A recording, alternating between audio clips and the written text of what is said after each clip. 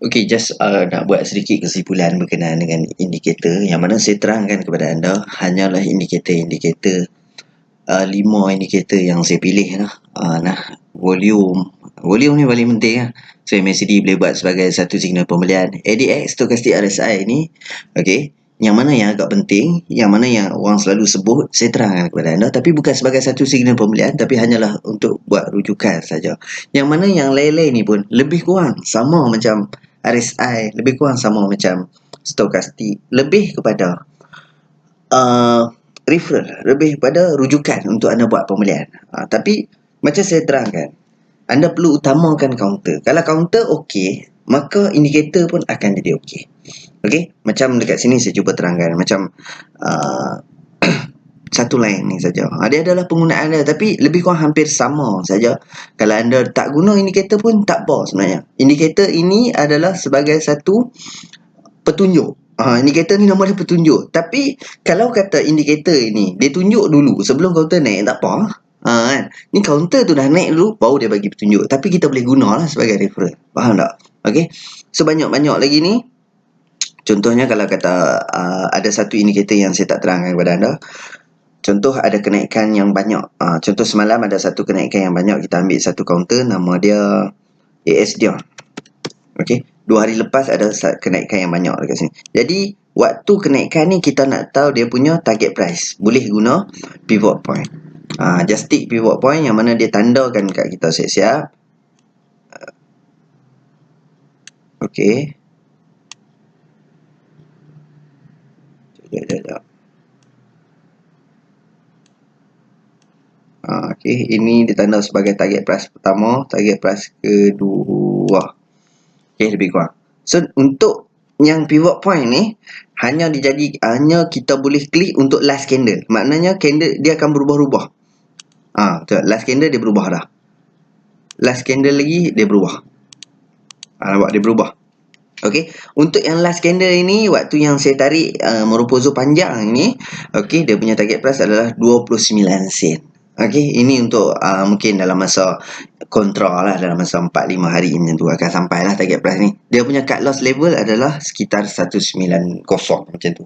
Okey, ni 193 waktu tu. Lebih kurang lah cut loss dia. Okey. So, ini digunakan untuk intraday. Okey lah, nak tengok ini sebenarnya ada pengiraan ni. Dia ada kira harga close, harga open, harga high, kemudian dibahagi dengan 3, dapatlah 238 ni. Lepas tu ditolak dengan low, dapatlah harga high R1, R2 dan R3. Dia ada formula dah, yang mana dia dah bagi dalam indikator ni, dia dah bagi mudah aja. Okey, just boleh guna, tak ada masalah. Boleh guna untuk intraday. Serba sedikit saya terangkan kepada anda. Contoh OBV, kebanyakan satu line ni. Okey, dia sebenarnya apa yang diceritakan di dalam indikator ini adalah di sebalik fundamental.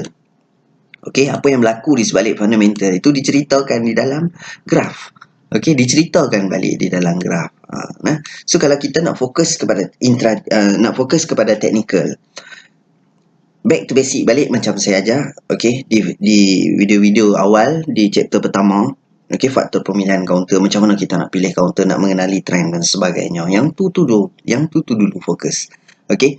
So sebenarnya counter ni, okey, graf ini adalah di sebalik apa yang berlaku dekat fundamental. Itu je pun sebenarnya. Tapi saya tak naklah bagi tahu kata technical ni dia lebih cepat daripada fundamental. Dia datang dulu daripada fundamental. Counter dah naik nanti baru keluar news dan sebagainya. Saya tak naklah bagi tahu. Tapi dah bagi tahu juga. Okey. So banyak dekat sebelah ni. Yang mana anda, bagi saya 5 ni pun dah tak larat nak guna dah. 5 indikator ni pun anda dah tak larat nak guna dah. Kalau anda rajin, boleh study yang selebih yang lain. Bukan saya tak nak terangkan kepada anda. Dia punya penerangan semua lebih kurang sama saja. Okey. Just referral ataupun rujukan untuk buat pembelian. Guna teknik lain. Tapi kita nak refer dekat indikator. So, okey. Tak ada masalah. Yang paling penting adalah faktor pemilihan counter. Yang tu dulu letak dekat nombor 1. Baru kita pergi. Contohlah kita pergi counter yang KNN. Counter downtrend. Okey. Counter ni downtrend. Jadi kita nak beli guna MACD katakan. Jadi kita pun tengok di indikator ni. Kemudian kita buat pembelian waktu ni. Ini lain cerita. Ni lain cerita, tak apa kita cerita lain lah. Sebab tu saya kata anda kena faham. Okey, so kata beli dekat sini.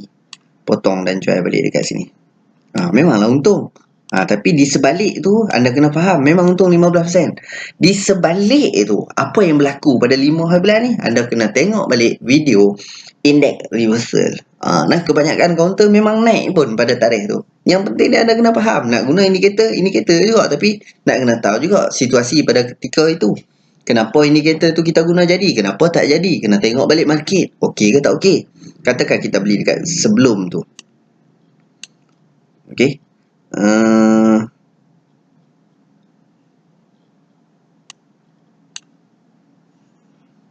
Okey, contoh kita nak buat pembelian dekat sini. Beli apabila dia naik. So beli dekat sini ya. Dan jual apabila dia cross balik dekat sini.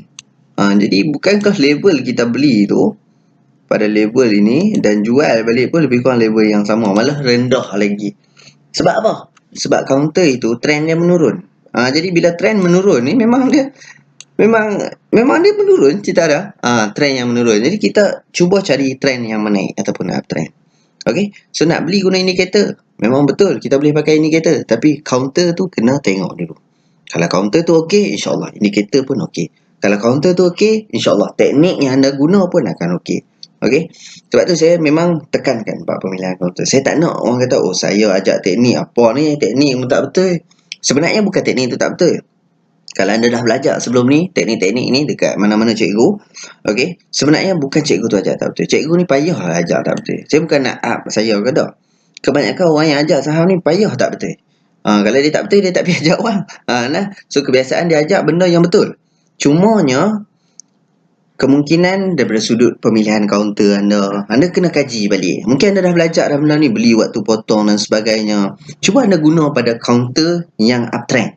Faktor pemilihan kaunter yang saya dah terangkan kepada anda tu. Cuba anda guna kaunter-kaunter tersebut dalam teknik-teknik yang anda dah belajar. Kemungkinan ada teknik-teknik tersebut tak ada di dalam topik yang saya sediakan.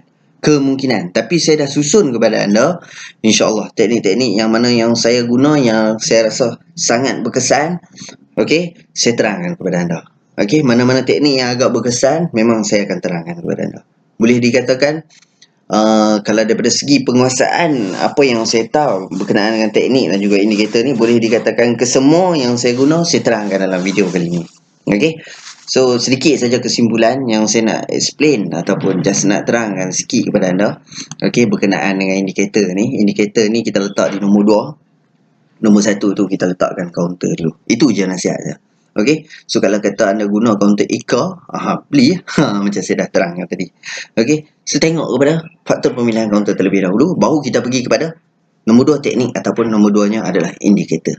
Okey dah? So boleh faham kat sini lah. Okey. So insya-Allah itu saja berkenaan dengan topik indikator.